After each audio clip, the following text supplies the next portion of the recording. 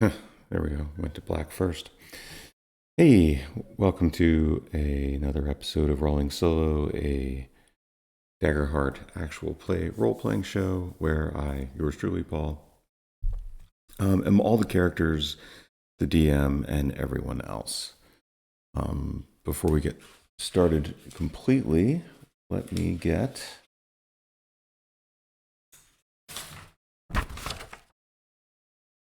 our good and fun disclaimer and let you guys know that this product, the video that you're watching right now, is adapted from or based on content created and owned by Darrington Press.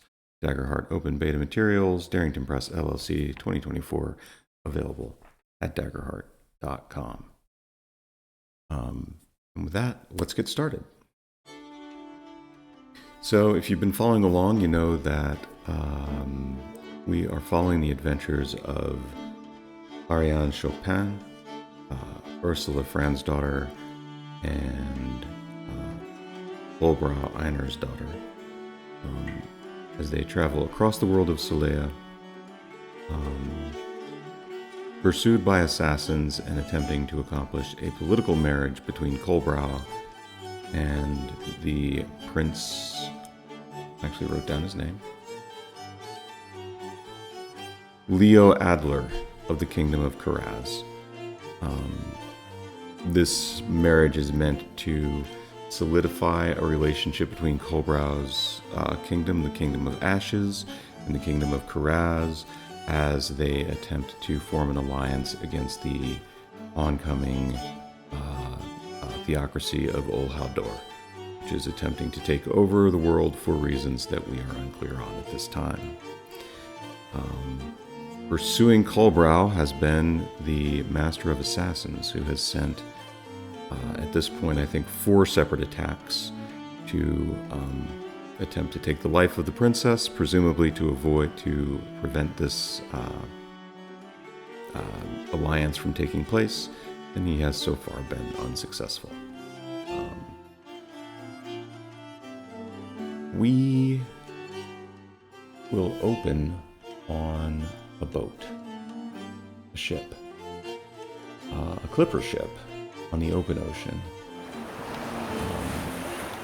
It is a fine day. We come zooming in across the waves. We can see the billowing sails. We can see the sailors moving about on deck. And we zoom in on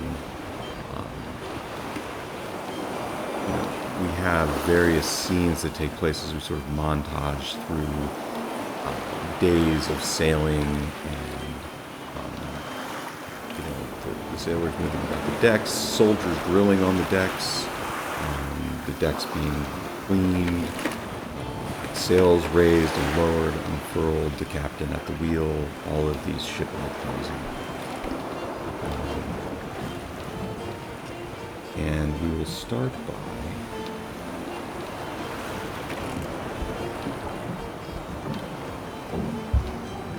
reading through Auriane's journal entries. And so this is the first of those journal entries. 22nd of mid-spring, 394. I believe I can write today, as I have finally found my feet. The sailors say that it is normal, the first time one goes to sea, to be sick. But there is nothing normal about this seasickness. I have rarely wished so much for death. What is worse, neither Kolbrow nor Ursula seem to feel much of an effect. This weakness fell to myself alone. I confess to feeling some embarrassment. My body has let me down. Fortunately, I am now able to walk the deck of the ship and leave the small room, a cabin as they call it, that we share. I am told that the leader of these sailors, the captain, has given up his own room to provide a place for the 3 of us. The ship seemed quite large in port, but on the ocean, well, the vast plains of Kavade made one feel small, but that is nothing to the sea. I do not know how the sailors do not get lost out here. The ship is constantly making turns from northeast to northwest all day. If I am well enough to join for dinner tomorrow, perhaps I will ask the captain. 24th of mid-spring, 394. There's very little to do on this ship for those of us who know nothing about sailing. The handful of soldiers that accompany us spend their days playing cards and drilling. Ursula and I spar with them and with each other. Cobra spends most of her time in her cabin with her books. She has come out to watch the sparring once or twice. She is growing moody as the days pass. I begin to suspect she does not want to arrive in Kiragz. I find myself sketching her from memory. There is so little else here to capture the eye. I did ask how the sailors know where the ship is on the face of the world. The ship carries a stone, which is paired to another stone in Felvavik. This stone is placed into a device, something like a compass, and will always point to its partner, no matter how far away they are. These, combined with observations of the sky and good charts, allows them to know where they are with some confidence. 26th of mid-spring, 394. I do not know if it is the constant motion of the ship or simply part of her condition, but Colbrow has had difficulty these last couple of days. She has been favoring her right side more, and it appears to me that she is in pain. I would ask if there was anything I could do, but I have hesitated. The more her body fights her, the deeper the determination in her piercing black eyes. Her face becomes a challenge to the world, and I find myself unable to stand to it. Last night she was unable to sleep, and I joined her at the front of the ship for a time. She asked me to tell her some stories from Cavay to take her mind off her worries. I am a dreadful storyteller, but I did my best. Perhaps it even worked. Thinking of my home hurts. I miss my clan, the sense of knowing who I am and what my place in the world is. The farther away we travel, the more I question my decision to leave. It seems like cowardice now, to allow myself to be bullied into giving up everything. Perhaps it is better that my family think I am dead, but I am not as sure now that it is. 28th of mid-spring, 394. This moon's day marks 2 weeks since the ambush on the road. I don't know where I expected to find myself, but it was not here. I don't think I had any expectations that first week wandering northward in ashes. Maybe to find some sort of work swinging an axe, which I have found. I hope I can keep it. Tonight I may have stepped too far again. I mentioned to Cobra she seems happy on the ship, and something in my tone must have reminded her of my disapproval of her plan to wed this unknown prince. So, no stories on the deck tonight. But these new constellations will remain strangers to me. 29th of mid-spring, 394. Cobra tells me that her people's name for the constellation that we call Envy is the Lovers. In Cavay there are many stories about the goddess, about heroes and kingdoms destroyed by her power. The Sormala have a different approach to telling stories about the stars. There is one story about the Lovers, but it is told about many people. All of the stories are the same. The lovers meet, they are kept apart by tradition or circumstance. They escape this circumstance, and then they are caught, and they are destroyed. I asked her if her people tell any stories where love is fulfilled. She says they do, but that is not a lesson that needs to be told by the stars. 1st of late spring, 394. Tonight Cobra told me a story about one of the new constellations, the one they call the Diplomat. The Diplomat story happens many times, of course. In the version she told me, there are 2 kingdoms at war.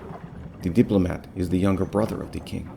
He sees that the war will, win or lose, destroy much of the kingdom, and so he begs his brother to search for a peaceful solution. The king refuses, but the Diplomat reaches out to the enemy anyway, and he finds a sympathetic ear in the court of the enemy king. Together, the two work out a treaty that they think will allow both sides to survive and thrive. They bring the treaty to their respective kings, and while the idea is accepted and the treaty signed, the Diplomat loses their position in the court. In some versions, they are executed for their disloyalty. In every version of this story, the diplomat accepts their fate as just, and yet stands by their original actions. I find the Sormelin stories confusing. What is the moral of this story? Is the diplomat right or wrong to act as they do? It seems like they did the right thing and saved many lives, but it also seems like they did the wrong thing. Cobra says that the story has many layers of meaning, many lessons. Then she smiled and said that one lesson she always took from the tale of the diplomat is that life is just messy. 2nd of late spring, 394. It will only be a few days now until we arrive in spring. I am told the city is much smaller than Filvavik, but still very large. Over 30,000 people. I don't know that I'll ever get used to the idea of so many people at once. If the wind stays strong, we will be there soon, and Cobra will meet her Prince Leo for the first time. I begin to understand her more through her stories, and I find myself in more dangerous territory every night. My heart is betraying me, and I begin to believe that hers is doing the same. Every night we seem to draw a little closer, stay up a little longer. The silences between us become more full with each day that passes. None of this matters. She will do what she must. And that is all of the journal entries that we have written so far. So as these journal entries are being read, of course, we see these various scenes occurring.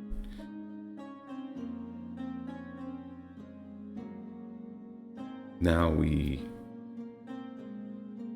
come to port. And the ship is coming into the port. Sails billowing, moving slowly, coming up to dock. We see a city that is built into a bluff. See the winding streets of the city. They climb bluff. And the city appears to be almost carved into the hillside. Near the top of the city, there is a white castle. Pennants flying in the breeze.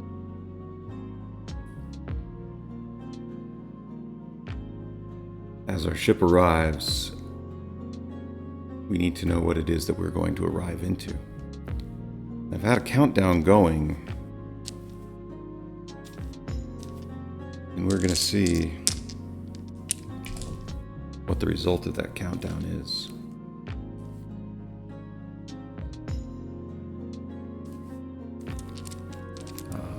And we're just going to roll for it.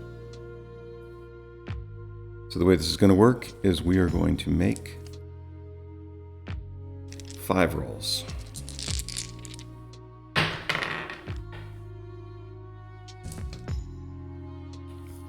As the boat travels over 10 days. Fear, hope.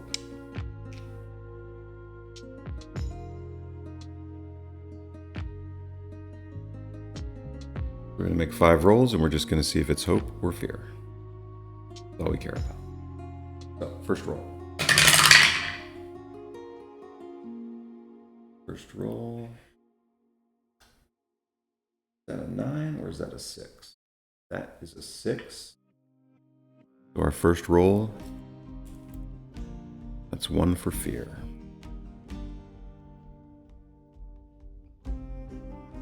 Second roll.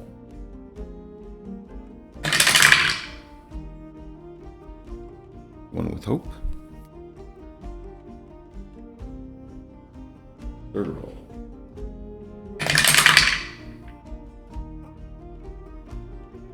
That's another one for fear.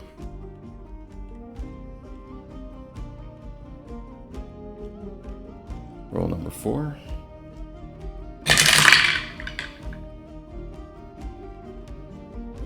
Oh, I thought that was doubles for a second, but it's not. That's a 6.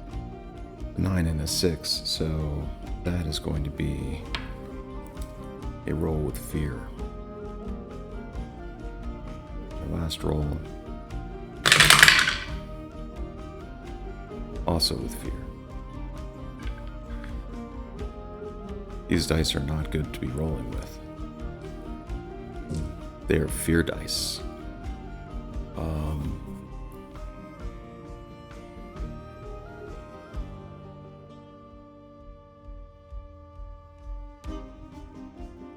What that means is that as we arrive, you see that the flags of the castle are lowered to half-mast. We see black drapery, pennants draped black hanging over the sides of the castle. We see a large group of soldiers standing by the docks as the Ashes ship comes in. And then we cut to the captain. We cut to the ship. The captain of the ship, Guitar-y man, is standing as one of his, somebody else is taking the wheel, standing near the prow, and he says to Colbrow, who is standing with him, "Do not like this situation, my lady.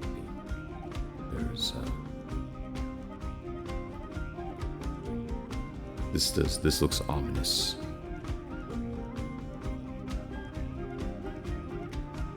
See no reason to be afraid. We must be anticipating a tragedy has befallen the house. But I see no reason to believe that anyone would mean us harm. There's an extraordinarily large number of soldiers at the docks. I just have a bad feeling about this, that's all. Fortunately, it's my job to take the lead on this and make my own decisions, and I believe I will decide, well, what would we do about it?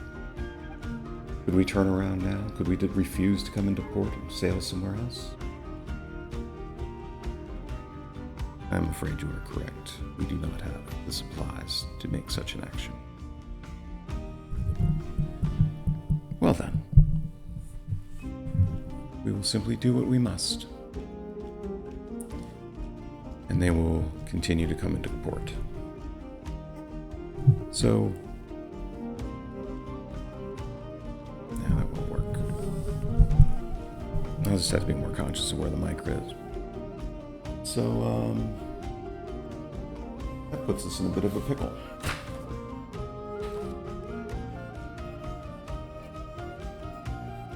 What has happened? What's happened is that my countdown has gone to 0. And that means that Prince Leo has been assassinated. And so our question is,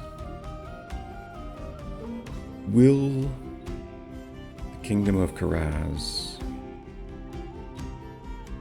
believe that this particular event is happening at the behest of the Kingdom of Ashes? Are they going to blame Ashes? I believe that this is somewhat unlikely.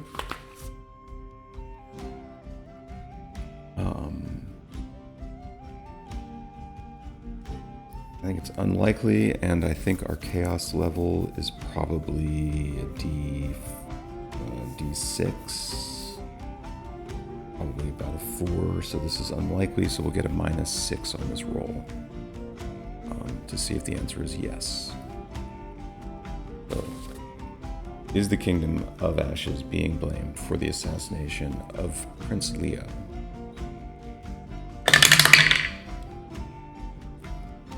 No, it is not. So these soldiers are not there to take our friends into custody. So the ship lands. We have things were much farther away than they needed to be today.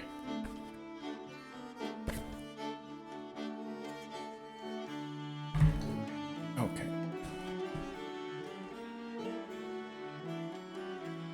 So as the ship pulls in and comes into dock,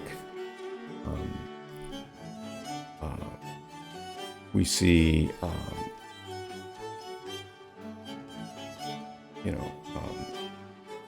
as the sailors are tying up and things are coming to anchor, we will see Ursula and Auriane will be the first ones to come down,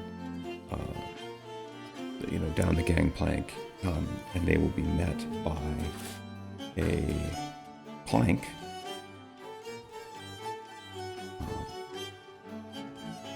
who will walk up to them and salute and say,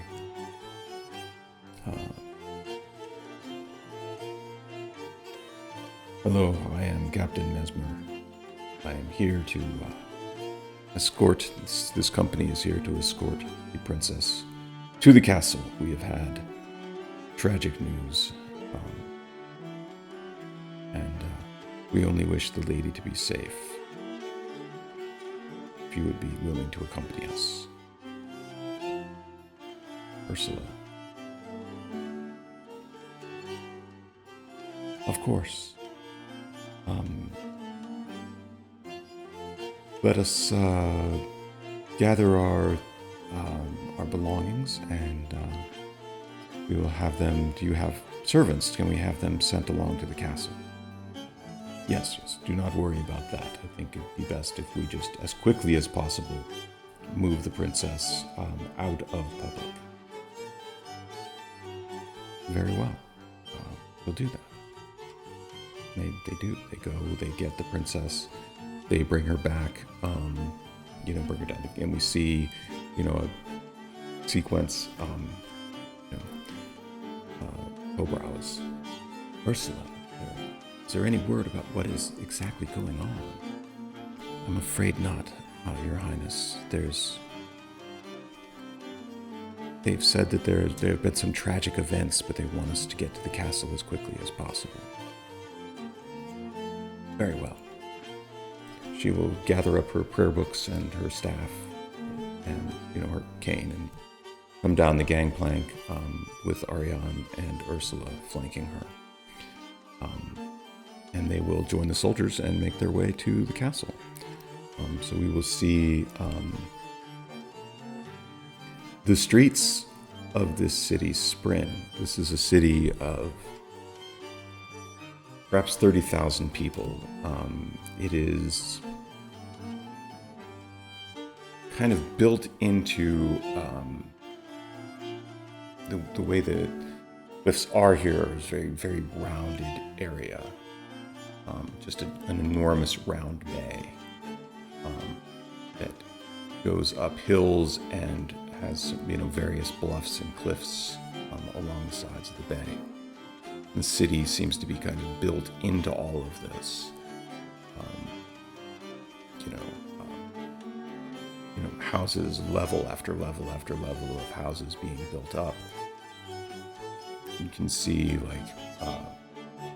at the very edges, as the land begins to kind of flatten out and sweep out towards the beach, you can see smaller, more ramshackle dwellings. But as you get closer into the center of this bay, everything gets taller and grander and nicer. And so as this group of soldiers with kind of surround and group around Cobrow, Ursula, and Auriane, as they sort of box them in, they are leading them up these streets, and you see that these streets are, utterly deserted. There's, you can see people looking out of windows here and there, but for the most part, the streets have been cleared. And as the soldiers pass by, you can see people kind of coming out of their houses behind them. Sort of beginning life again. Beginning street life starts to pick up. in the wake of this group, but as they pass through, no one moves, no one says, no one comes out. And so they kind of walk through this ghost town up and into the castle. As they enter the castle, they are met by a giant who, in very nice robes with a big chain of office around his neck and a large symbol of the House of Kiragz on it. And meets them as they are led into past the gates of past the kind of gates of the castle and into what appears to be a great hall. And this castle sits at the top of the bluff, and so it's surrounded by a wall around it, and mostly the wall. As we come up to it, you can see that the ground slopes down and from this bluff and down and away inland. The castle sits on this sort of promontory, view of all of the land around and the sea. And so we come through the walls of the castle and then through the courtyard and into a kind of entrance hall with what you would think of as like red carpet and there should banners hanging on the sides and very impressive and imposing and there for guests. But of course all of the banners are black, and this chamberlain who walks up in his rich robes, his robes are black. And so this giant imposing figure, well over 8 feet tall, leans in and says, as the soldiers kind of part and allow Auriane and Kolbrau and Ursula to walk forward, he comes forward and he says,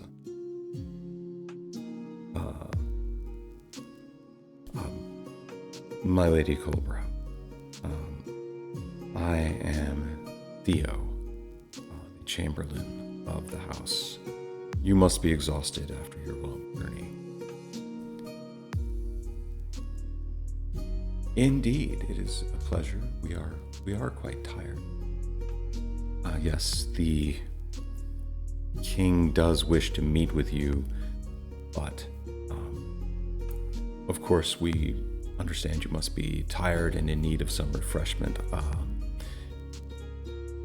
He indicates a woman who comes walking up to him. He kind of gestures. He says,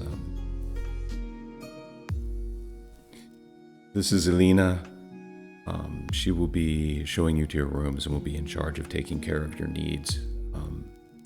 Anything that you need, if you need a bath draw, whatever needs you have, just ask Elena and she will be able to provide for you." And the woman kind of curtsies, and Princess says, "Well, very well, Elena. You would care to lead us to our rooms?" And Chamberlain, don't worry, we'll see to it that your belongings are properly brought up and stowed. They should be just right behind you. My hair is a mess. Okay. So this happens. They are led, into the castle, and it's very large. It's a very large building with a couple of wings, and they're taken up, up some stairs and down a hallway, and sort of down to some very spacious chambers with, but spacious chambers with good lighting, but the light is coming from like light wells set high into the walls. There are no windows in this room. You can't look out and see into the distance. There's only the light coming down. There is one set of heavy wooden doors that lead out onto a balcony. And on the balcony they can look and see, and they'd see that they're on the back of the castle, looking inland rather than on the on the part of the castle that would look north to the sea. They're looking south to the kingdom, and into the land. But it's very clear that this is a room that is it's sort of built to be defended. This is a working castle. It's built to be to be protected. It's meant to be imposing and grand and exciting to the eye, and a symbol of the power of the king. But it is also a fortress, and this is a room in a fortress. So they are let in and begin to get settled. Let's see. So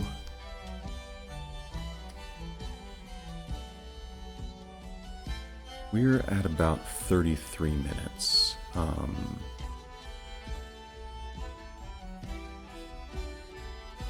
Okay.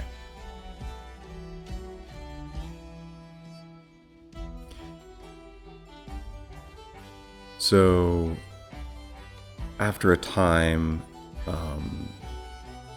another servant comes and asks that they be in audience with the king. Colbrow asks if she can take her advisors, and she's allowed to bring her advisors with her. And they go into the king, and they're led into, again down the hall downstairs into a big throne room, which is a large hall with vaulted ceilings, and kind of a bit of a there's a throne, and then there's but there's no one in the throne. They're led past the throne and into another large room, which seems to be more of a working room. King is we now see for the very first time the King Jonas Adler of Kiragz, who we have not seen before. He is sitting at the head of a table with, and he's more richly dressed than everyone else, and he does have kind of a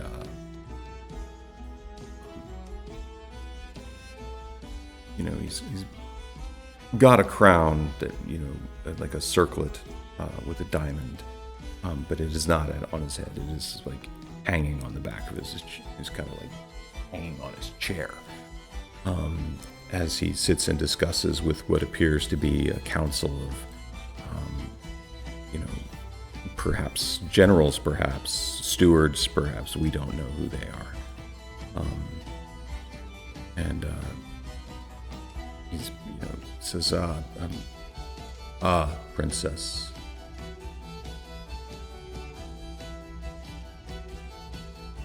you would care to join us? And so she does. He indicates a chair for her to sit in, and Auriane and Ursula kind of post up near the door. Ursula's been in this kind of situation before, so she kind of subtly signals to Auriane as to where, her retinue should be. They kind of take a place on the wall, kind of behind her. And the king says, you have come. I'm afraid that all of our plans are somewhat in disarray. The Prince Leo is dead. Haldor has invaded, and they have crossed the river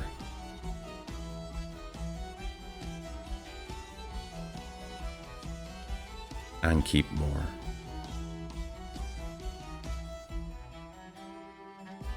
We need to settle this issue of whether we have an alliance with Ashes or not, without this marriage. Are you, Princess Colbrow, in a position to negotiate on behalf of the kingdom? And we'll stop there with that question. So, the prince is dead. He has been assassinated. The Haldorans have invaded Kiragz, as they intended to, and as we've been fearing. And the question is the princess ready to do anything about that? So thank you for listening and for coming along with me.